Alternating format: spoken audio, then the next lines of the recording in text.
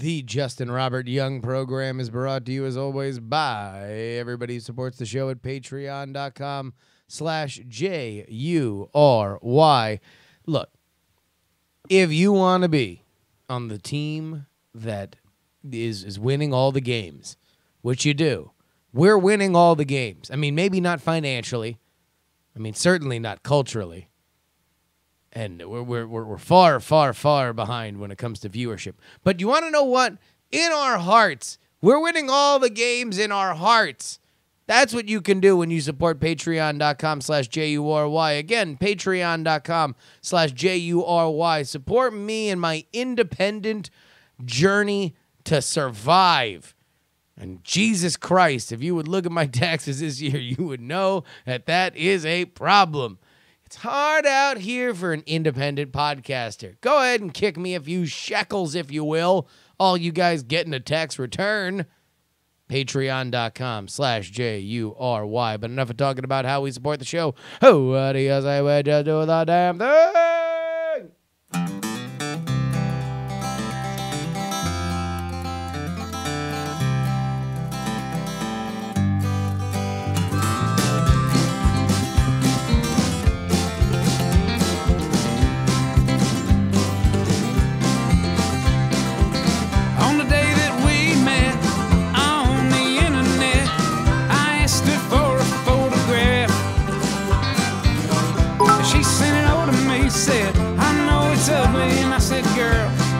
Ugly ain't the half, look at you. Well, you got blue teeth and you only got 2 teeth, but I kinda like to see you smile. And it appears that over the years you've turned into a big old steaming pile. And she said, yeah, I know I ain't no supermodel. I said, you ain't a hand model, baby, but that's fine. You're pretty ugly by most people's standards, but you're all right by mine.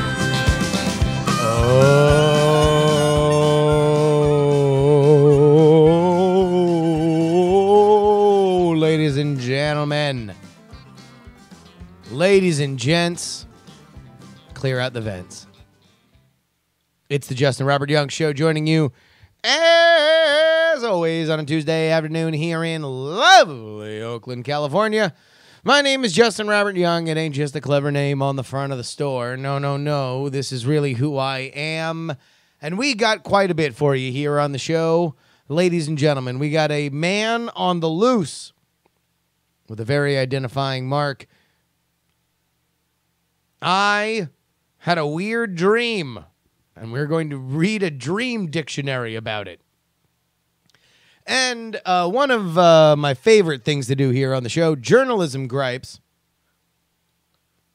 including an old offender. We're going to go into an old offender and just show you why sometimes people don't have a tremendous amount of love for the profession of journalism.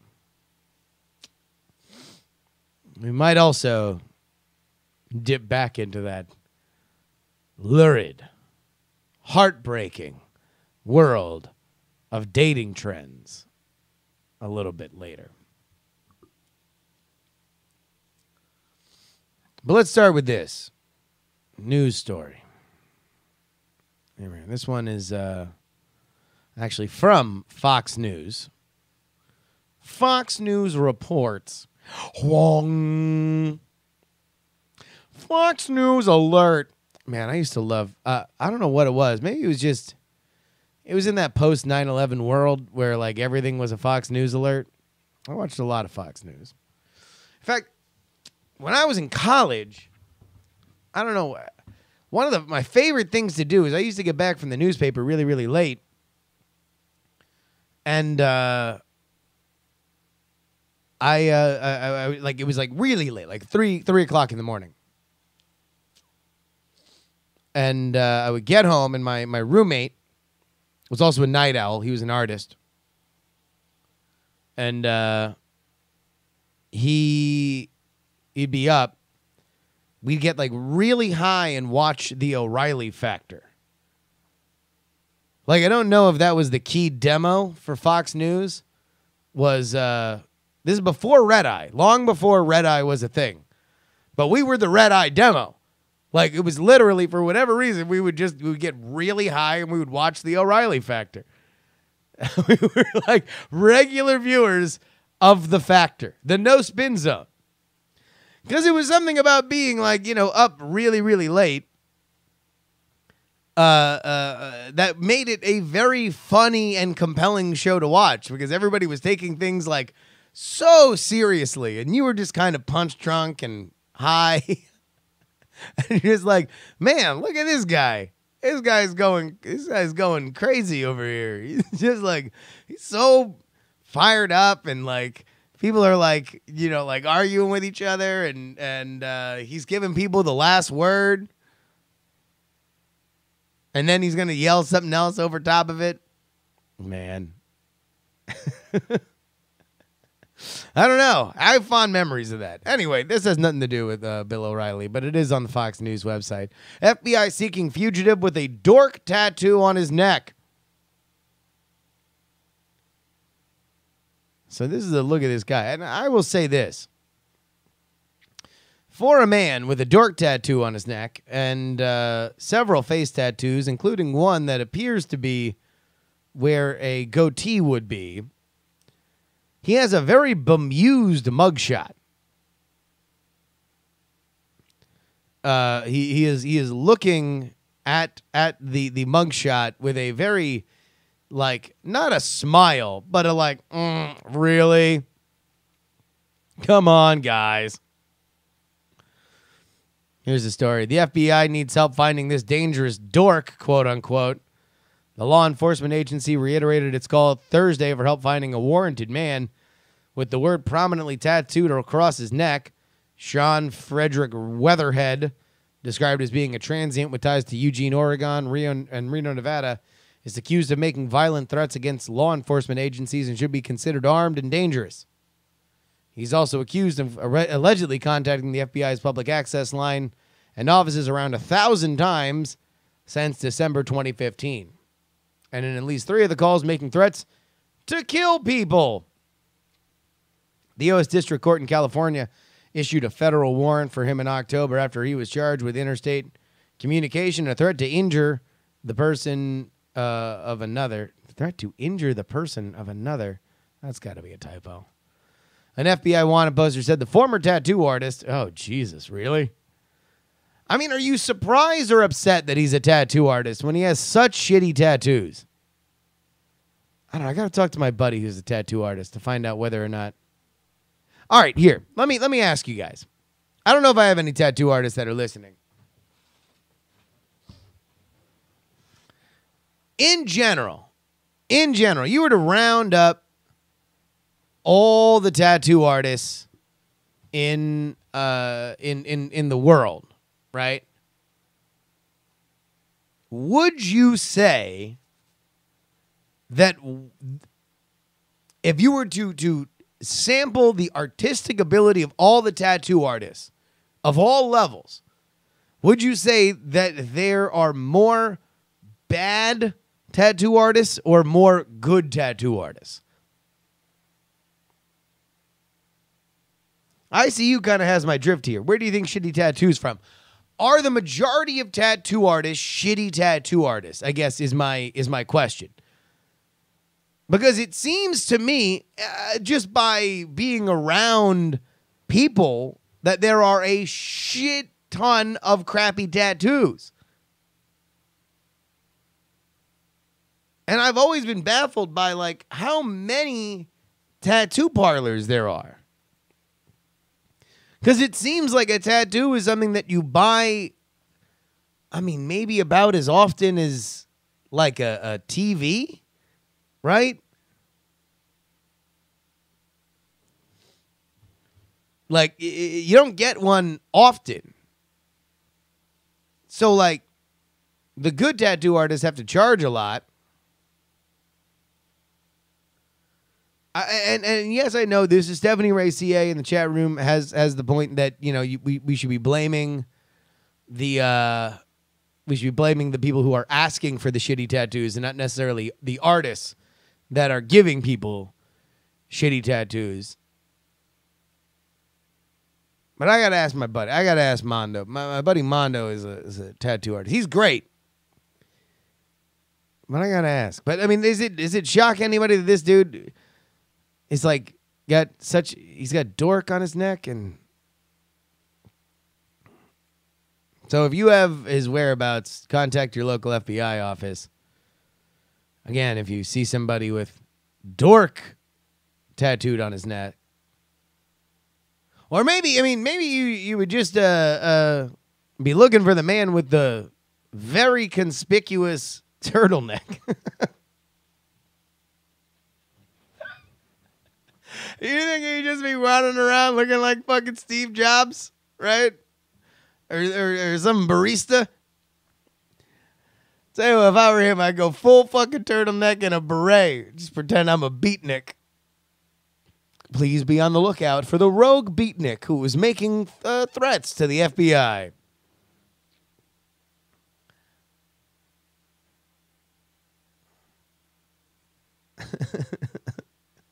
Yeah, he would have to be wearing a hat that's really, really low because that dude has like this bizarre like horn tattoo on his face that kind of goes up into his receding, his like cul-de-sac hairline here. So we'd have to be wearing like maybe one of those like really deep cowboy hats. So you would be looking for somebody with a turtleneck and a cowboy hat hanging damn near to the bridge of his nose.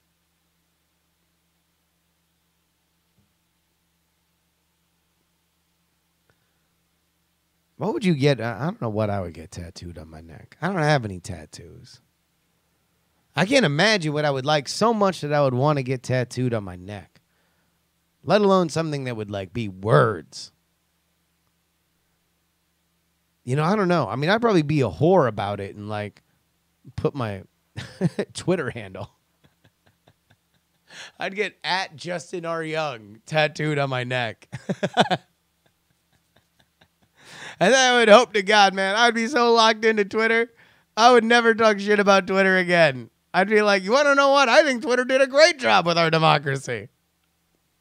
I think @Jack is doing a fine job, ladies and gentlemen, and it's about time we gave him some space.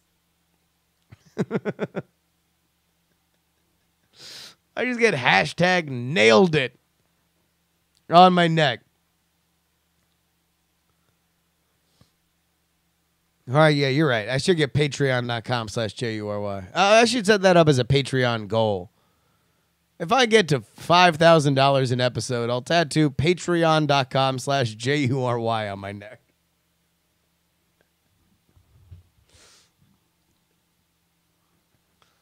Yeah, you know, I could do a Dr. Bird one. Somebody points that out. Stephanie Ray CA in the chat points out. I could get some kind of a Dr. Bird doing stuff. Hold on, wait. We got a call here coming in. Hello. Who's this? Wow. This is great. This is Kevin, longtime listener, first-time caller, JuRY. How you doing? Kevin, whereabouts on the planet Earth are you calling us from? Oh, just south of Ann Arbor, Michigan. South of Ann Arbor, Michigan. Lovely town. I always had a good time in Ann Arbor, Michigan. All right, sir. Well, what's on your mind here? Hey, just wanted to see if you had any thoughts about the Craigslist taking casual encounters off of their entire site because of a new federal regulation.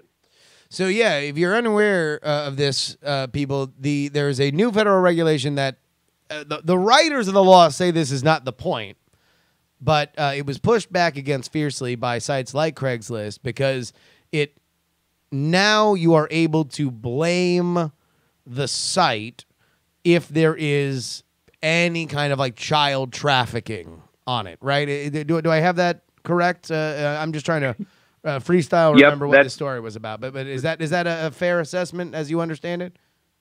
Yeah, that's correct. And so some people were using casual encounters for that.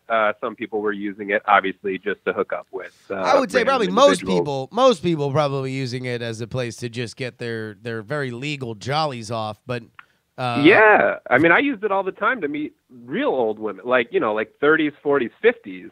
So I'm a little disappointed about it. wait, all right. So hold on. Number one, I think that it is a shame. There should be a legal provision carved out that there should be some kind of safe harbor. At the very least, there should be some kind of maybe a strike system where repeat offenders can now face harsher penalties. But a site like Craigslist, which obviously handles so many different inquiries, should be able to prove that they are a good actor and be treated differently. But I don't want to talk about this anymore. I want to talk about how you were cruising casual encounters for women. How old are you now? I am 27. 27 years old. And when did you realize that the Craigslist casual encounters is a place for cougars? Like 3 years ago, probably. Now, was this something that you picked up on by yourself, or did you have a friend of yours tip you off? No, I don't remember anyone tipping me off. In fact, it's something that I've kept more or less secret. But the anonymity of calling into your show, I don't have to keep it a secret from you, obviously. Well, now and apparently the good days are done, right? Yeah. Well, they are, but there's a similar Reddit thread that I had less success on. Yeah. Usually what you'd find on Craigslist, which I have not found on Reddit, is older women, 40s, 50s, that were married and just wanted to either talk or exchange photos or anything like that, and I was totally fine with that. Yeah. So wait, all right. So walk me through this. A general way that this would go for you. So you would hit up Craigslist, and was there any kind of code that you were looking for, or did you get a sense of who to talk to initially? No, I would always post, because if you look through the people that are posting on there, the women that are posting on there, they're either bots or they're looking for really weird stuff or money in exchange for sex. So I would always post, and then you'd sift through, I kid you not, like 500 or 600 spam emails or just random dudes that are like, hey, maybe you're gay too? And it's like, no, thanks though. And so you'd have to find like the one or two women that responded that were real. Thirsty ass gay dudes at Craigslist. Just fucking any port in a storm. Every time, multiple guys would hit me up. Multiple guys would cruise in and just be like, but also, huh? You ever thought about it? I mean, maybe in the public shower, taking a long glance? That, or they'd do like, oh, hey, I'm not gay or anything, but I'd love to do like a photo shoot with you. I run a company. Let's do a photo shoot. And I never did a photo shoot, but had that multiple times as well. All right, so you would sort through the massive amount of cruft, and eventually, what would be describe for me the initial approach of an older woman that would hit you up on Craigslist? They'd usually start by saying something about like, oh, I've never done this before. I can't believe I'm reaching out to someone on Craigslist, but a friend of mine told me they found a friends with benefits on Craigslist, and I've always thought about being with a younger guy. Like that was almost always now. The intro. Is that what you would advertise? Like, would your post be like, "Hey, looking for a no strings attached fuck relationship," or was it just, "Hey, I'm a guy. What's up?" No, always the former, and always older women. And call me a piece of shit guy, but I would always mention that I like curvier women, we'll say. Okay. Like that's how I would put it in the post, because I noticed that a lot of them happen to be not overweight, right? But like maybe they were a little nervous about the shape of their body. H space I space C space C space. Thick, right? Yes, exactly. Gotcha. All right. So you would put in looking for a casual sexual relationship with an older woman who may or may not be Rubenesque. Yep, Rubenesque would be a good term for it. Never used it, but yeah. All right. So now all of a sudden, you get a few, and they would always be a little coy. Now, are you setting, if you get 3 emails, are you setting them all up at once? Are you like, all right, well, there's my Wednesday through Friday, or are you like narrowing it down to one to focus on? No, I'll say, like I said, I used it off and on for like the last 3 or 4 years. I only met up with maybe 5, all right, it was 5 or 6. And it would be, one, I'd choose like the best one that I knew was like actually had a good head on her, like good chemistry and could talk dirty and definitely, was interested in fucking even though she had a husband. Sure. And I'll sort of I'll end with this because I don't want to get too far into it. The last one that I had, the last woman I had been with, she had been married and she started getting cold feet. We went out for couple drinks in a city that I'm not from, that she's from. Okay. She saw someone she knew while we were out. She couldn't even tell if the person had saw her, and she kind of was getting cold feet and was almost going to say something to her husband about, oh, I've been having thoughts or I've been talking to this guy, and I really didn't want to be the guy that I never let any of them over to my house, but I didn't want to be the guy that got his ass kicked or killed over some random older woman that, was just cheating on her husband. All right, wait, hold on a minute. Before you go, where did this normally go down? Would you go to a hotel or you go to their place? Yeah, it was always their place. A couple of them had asked to come over to my place, and if they did that, I would sort of just make up a bunch of excuses as to why I couldn't. But really, I was just scared shitless of them having my address. Yeah. And either, getting caught or their husband. Because we'd always use Kik messaging app so that their text messages wouldn't show up on their bills because they were always, watched by the spouse usually. Gotcha. Wow, this is a whole world that I was not aware of. Now, I mean, during any of this time, did you have a relationship yourself? Let's go ahead and take that as a yes and move on. All right, so that's fascinating, man. That is crazy. And now, were you watching this case like closely? Like No, I wasn't. I had taken a break for the last couple months, and I have been single for the last couple months, and just like not having a whole lot of fun or luck on like Tinder and stuff. And I had went to post a couple nights ago, and got the takedown notice, and I was like, oh, all right, well, that was fun while it lasted. Man, you were so you said probably 5 times in the 3 years that you were doing it, 3 or 4 years. I say I met up with about 5 women, but there were maybe dozens that you would just sext with and and send photos, and then for whatever reason we wouldn't meet up. Like usually I just wasn't into it. Yeah. Or I felt bad because I was dating someone at those times. So yeah. Ended it prematurely for some of them, and literally would just ghost them because I didn't feel bad. Like that's the awful part about Craigslist is it's like you can always get an instant hit of dopamine by putting up another post, having another woman send you photos of her tits, and then never text her again on to the next one and just find the best ones. It's I feel really bad. I figured of all the people I could talk to this about, you would find this. This is the reason why you have totally validated me just leaving the phone up the entire time for JuRY. This is I am now. This is officially made me fund Project Stargate for the next year.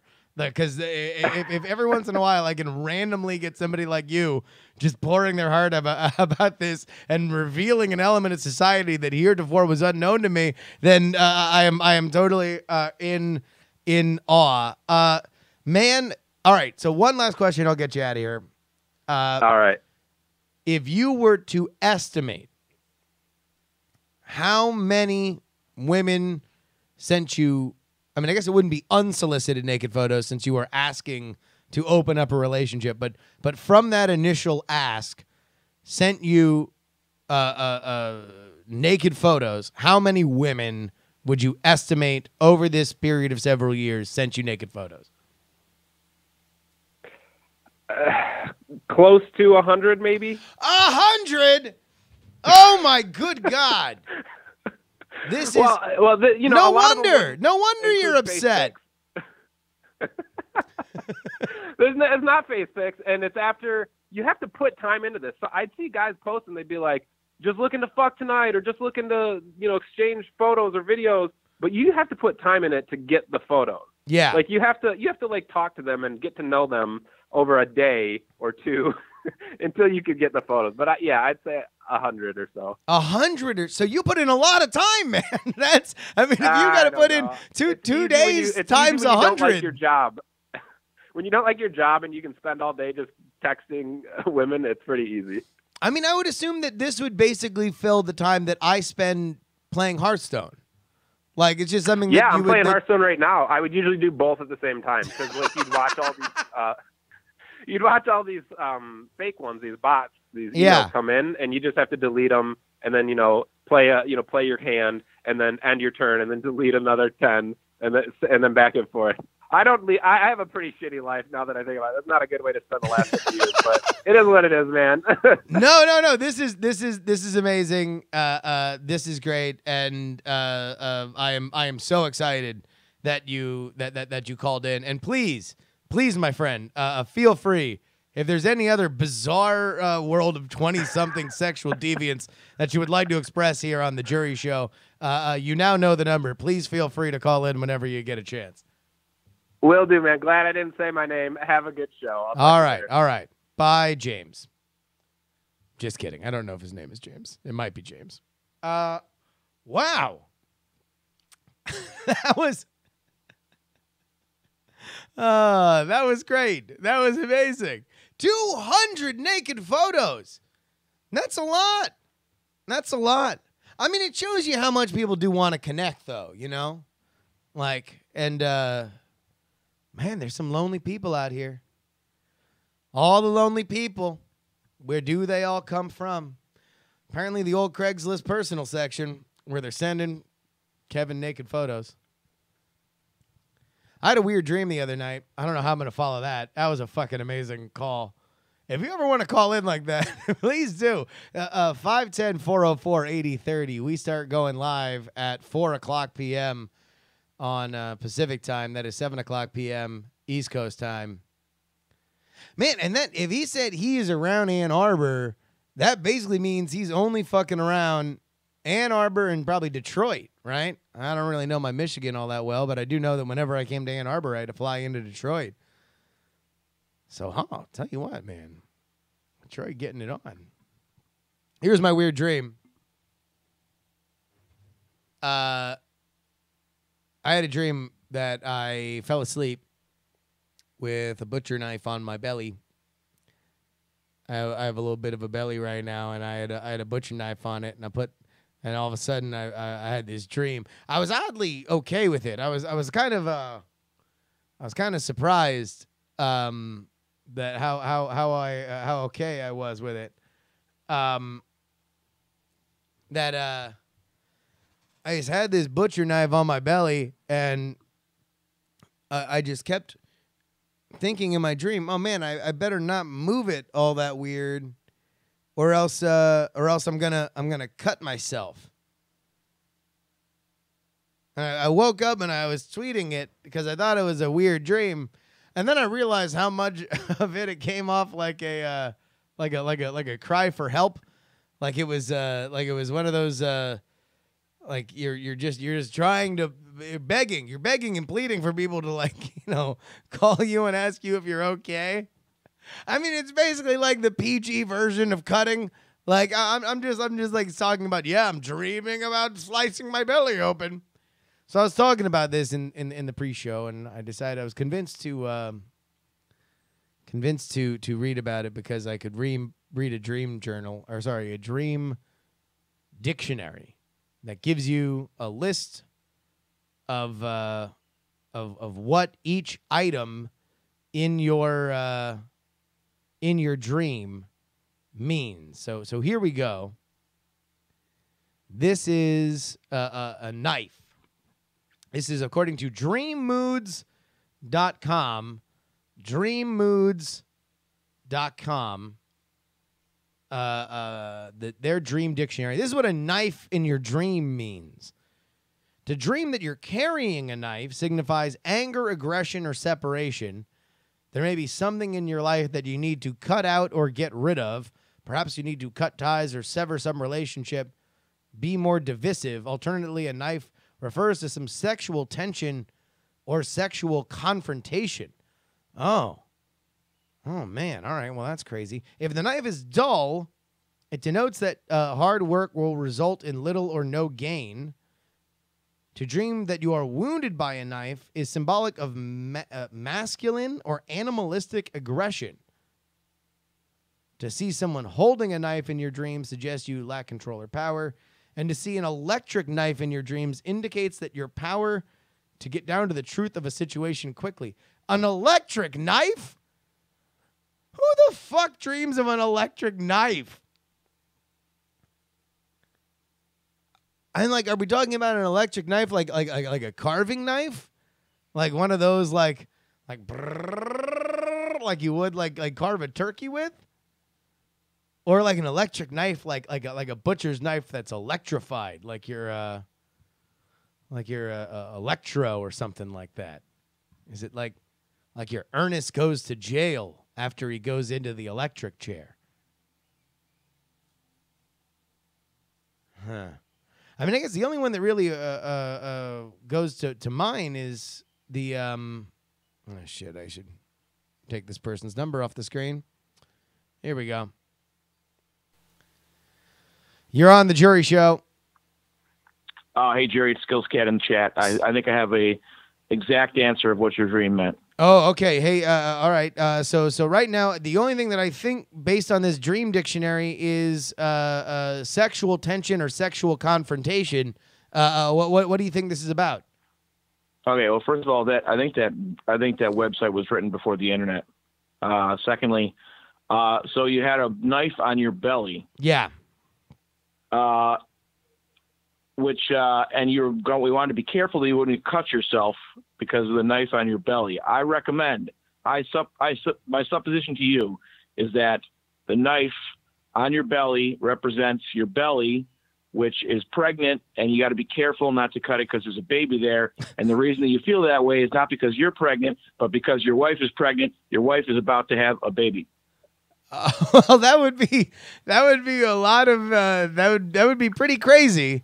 I mean, if that were to happen, if your wife ends up becoming pregnant or in the next like 4 months, you need to Skills Cat in the chat. Don't forget the name. That's all I'm saying. So you're thinking I should name my child Skills Cat? No. I'm just saying that, I want the credit for you want the credit before it happened. So you think that this is me having a latent a latent idea, some sort of animalistic connection with my wife that she's pregnant? No, I think that you already know she's pregnant, but she hasn't told you she's pregnant yet. But you've already kind of sussed it out because you know each other so well. Huh. I mean, that would be a shock to me. I mean, in my conscious, my subconscious might be way ahead of the game. I'm pretty sure there's a lot of reasons why that wouldn't be the case. Okay, all right. Either that, or you're gonna get a dog. One or the other. Well, look, all right, come on. Wait a minute, Skills Cat. You can't just start sliding around on your impression like this. You're not going to fucking John Edward me. You're not going to cold read my ass on my own show. It could be that you're going to get a bagel tomorrow morning. Oh, you son of a bitch. Oh, you just... God, Skills Cat, you fucked it all up. You fucked it up, man. You had a good... You had a long shot that you called, but you can't hedge. You can't hedge. You can't go dog. You can't go bagel. Listen, either Ashley's pregnant in 4 months or you're wrong. But you want to know what? We're not going to remember this in 4 months. So either you're really right or nobody remembers this call. I know. Anyway, see you later. See you, buddy.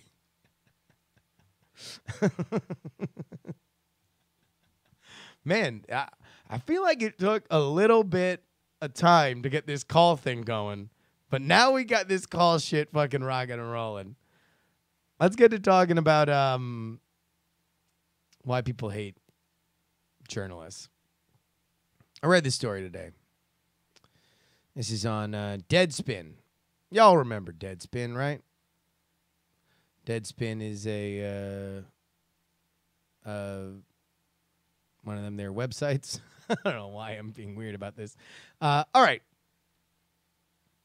So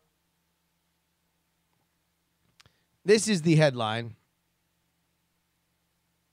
Video shows Virginia Tech women's lacrosse team chanting the N-word, calls it a teachable moment. All right.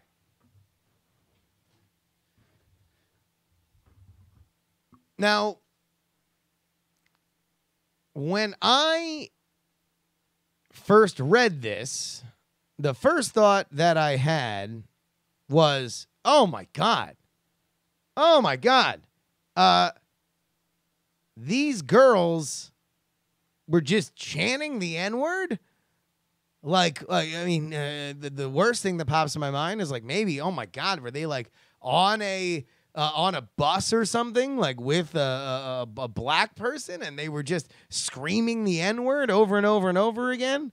Was it maybe some sort of like fucked up backwoods ass chant that they were going over, and they were just yelling it over and over and over again, like chanting it. Chanting's the thing, because if it's like,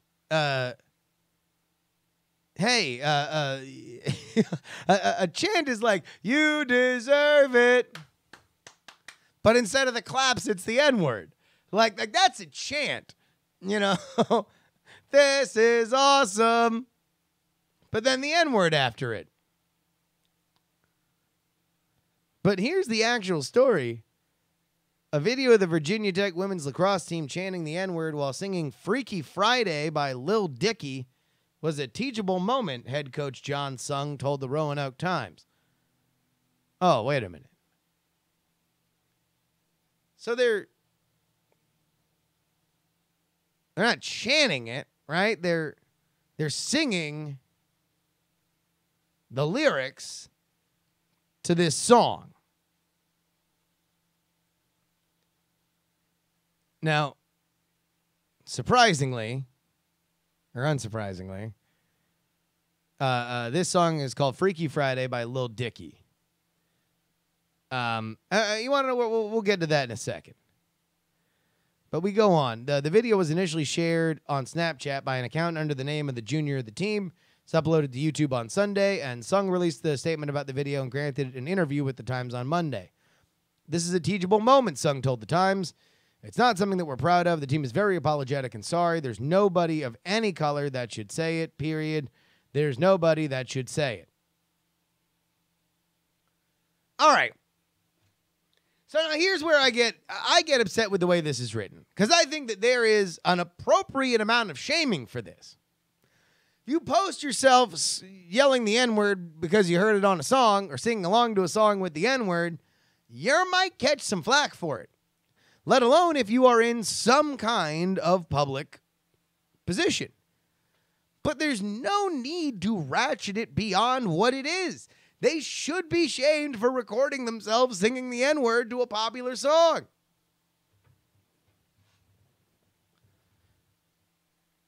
But the problem is that it's not lacrosse team sing song with the N-word in it gets busted. Boom. That should be the headline, because that's appropriate for what they did. But Virginia Tech women's lacrosse team chants the N-word and then goes to the coach calling it a teachable moment. Now all of a sudden we have a whole nother narrative going on here. Now the way it is written, it reads like this is a racist team doing something virulently racist and the coach excusing it. And that, I think, is a quibble for me. I think it's unfair to the girls, but I'm not necessarily going to cape too much up for them, because fuck it, whatever. They fucked it up, and now people are making them pay for it. Here is the thing that I do want to bring up. A person who shared the video, this is where the story goes. A person who shared the video on Twitter said that they received direct messages from a locked account purporting to be the player who had uploaded it to Snapchat with a request to delete the tweet. Shortly after Deadspin emailed that player about the DMs, that locked account was deleted. The player did not respond to a request for comment. Here are the screenshots of those DMs provided by the person who shared the video. And it just has this person pleading for somebody to take it down. Hi, I ask that you do not disclose what I am about to say to you because I am still so hurt and ashamed by the situation. As the girl with her name attached to this video, I please ask you to take it down. And she just says some boneheaded stuff in here. Like, I have 2 African-American adopted cousins in the athletic world, and I would never do anything to hurt them or anyone else. This video, yada, yada, yada. I just ask you to take it down. It really hurts. But, like, there's, like, 1, 2, 3, 4, 5 screen grabs of this person pleading with somebody else to take down this video. And I'm not saying that they should be paid any specific amount of attention. I'm just saying that running it is unnecessarily cruel to them. And I'm not like, again, I don't want to make them out to be the victims. I'm just saying that this is why people hate journalists sometimes. Because there is an assumed power that a public platform has. And if you have no empathy to the people that are affected by it, then there is no other choice but there to be a resentment around it. So, like, letting these girls go, roasting these girls for saying the N-word on Snapchat, fine.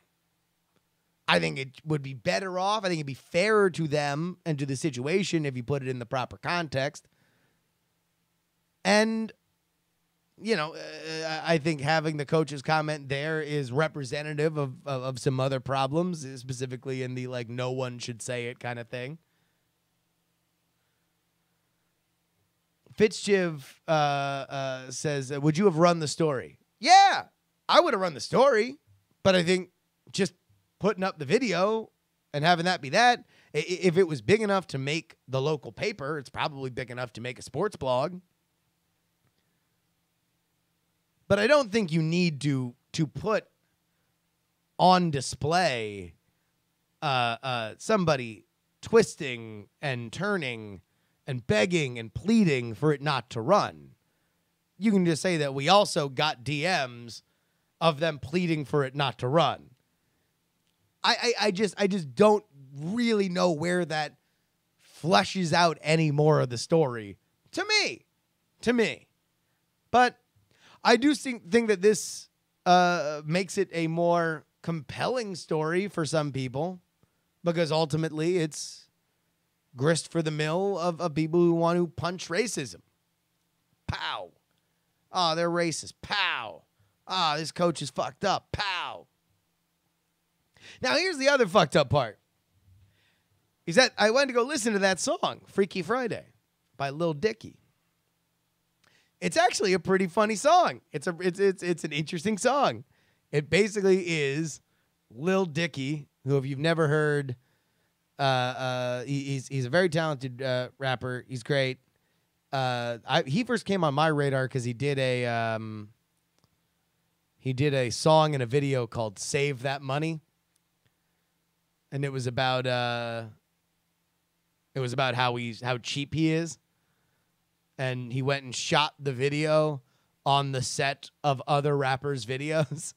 So whenever somebody was shooting a video, he would go and like just use their set and their backup dancers just to shoot a part of his video, which I thought was really, really funny. And he would just go into like rich people's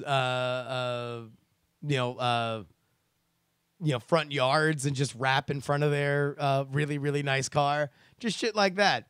I thought it was a clever video. And this one's very, very clever as well. Chris Brown does a really good job. But basically, it's a Freaky Friday situation, like the original Disney movie, where Chris Brown is rapping as if Lil Dicky is in his body, and Lil Dicky is rapping as if Chris Brown is in his body, and they're realizing the good and bad things of what would happen if they were in each other's lives.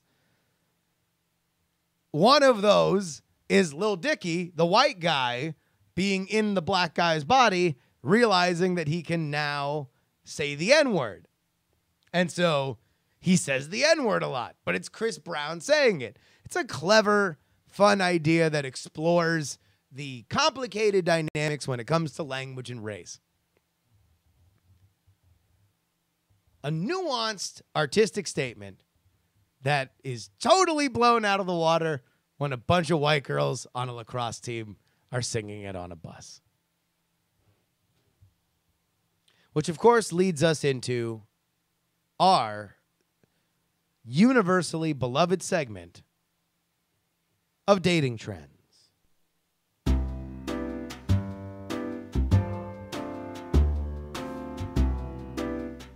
Of course, ladies and gentlemen, you can send your dating trends into justinrobertyoung@gmail.com.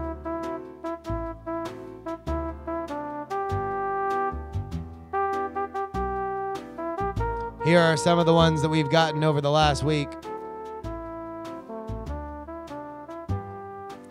When your possible steady refuses to answer any "what is this" question and instead plants a live insect into his or her salad, changing the conversation to how they keep eating bees in their food. This is called eating the bee.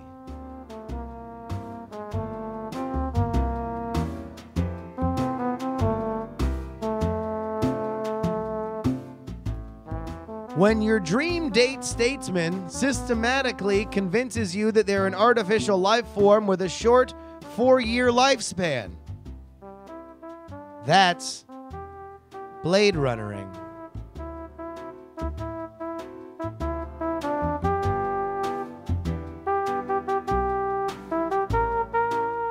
When you're about to go on a second date, but your possible bae keeps making excuses before you leave because he's identifying all the different size and colors of nails in your house and cataloging them by taste. That's called nail licking.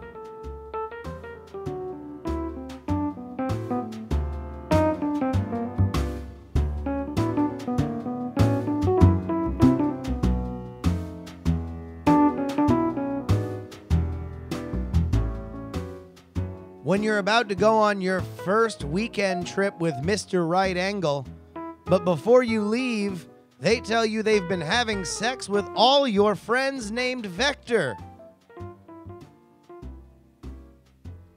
That's vector riding.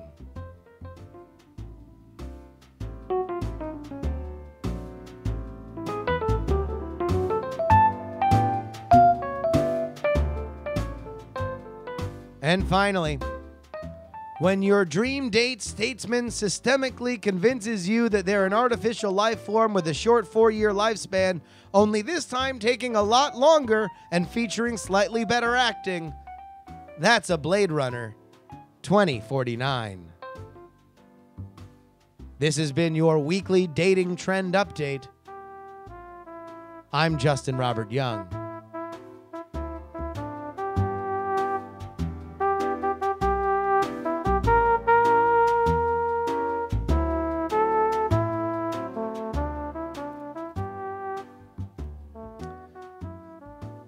And, of course, you can go ahead and keep sending me any dating trend you have.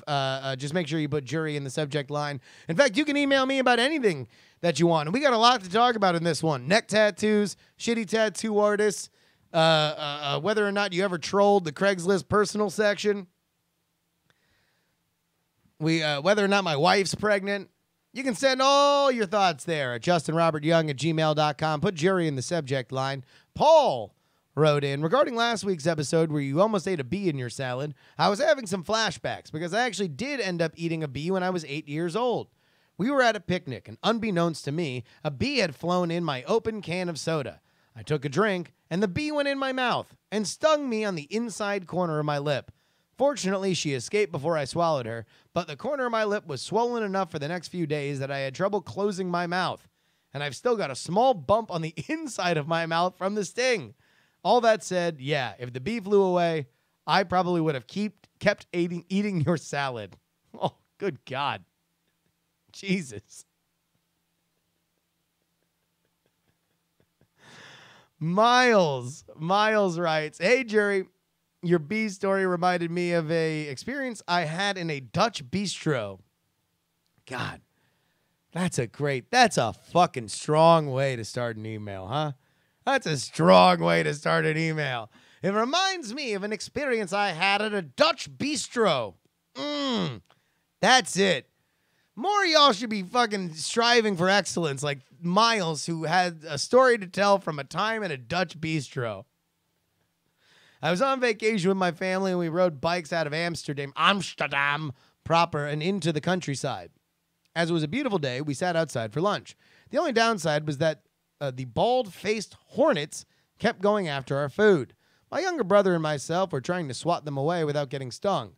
That one point, I managed to get a good smack on the edge of my table, and I fell wounded to the ground.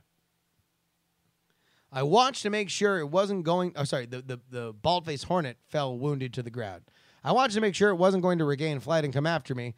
On the other side of this fallen insect, I noticed a man at the next table was looking at the insect, and then his eyes moved up to me. English was not his first language, so he chose his words carefully, looked me dead in the eye, and said, "Do you have the nerve to finish the job?" Oh my God. This is the most fucking intense insect story I've ever heard in my life. Can you imagine a Dutch accented man who just looks up in your eyes and says, "Do you have the nerve to finish the job?" I don't know why it's Sean Connery, but fucking go with it. I suddenly felt as if everybody within earshot was waiting for my reaction. I got up, walked over to the hornet, and perhaps overdramatically stomped on it. I looked back to the man, and he simply gave me a nod. Everyone then went back to their meals without another word said. Not much to add to the story except that you should go to Amsterdam if you get the chance. It's a fun little city. That is the fucking most metal story about killing a bug I have ever fucking heard ever. That man challenged your masculinity. He not even masculinity, challenged the nerve. Do you have the nerve to end this bug's suffering? You have already doomed him to eternity. Do you have the scrote to swing the axe and bring him to his maker? And you did. Oh, I just want to hear some black metal behind that. Just you have finally taken the steps you need, and now you are the new savior of Earth.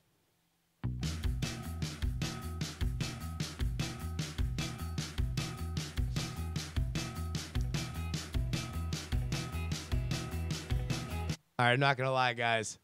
I feel like the JuRY show has been kind of without a purpose over the last couple months. I feel like we found it. This episode. I am so in love with this episode. I'm very excited for everybody to listen to it. I'm very excited that you guys were here to see it. I'm very excited that we got the calls that we got today. My wife got pregnant apparently on the phone. Oh my good God.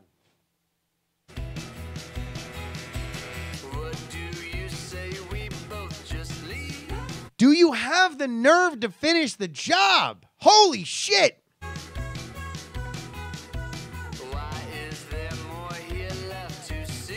Ladies and gentlemen, if you want to get free stickers, you can sign up for our stickers or DIAF mailing list, bit.ly/stickers or DIAF. And a reminder that we are out of patches, sold out of the Diamond Club patches, but we do have about 10 more of the Diamond Club pin sets. So if you want those, then head on over to stickers or DIAF.com right now. Email me, JustinRobertYoung@gmail.com. Put JuRY in the subject line. Twitter, Instagram, and Snapchat, Justin R. Young. I'm doing more Insta stories now if you want to check those out. And, of course, join the conversation at diamondclub.reddit.com.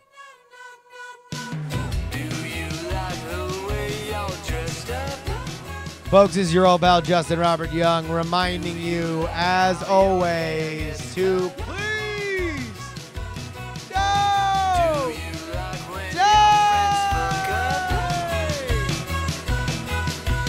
Don't you think you have had enough? I'll read more advice till something sounds nice, but line by line just shines back at me. Diamond Club hopes you have enjoyed this program.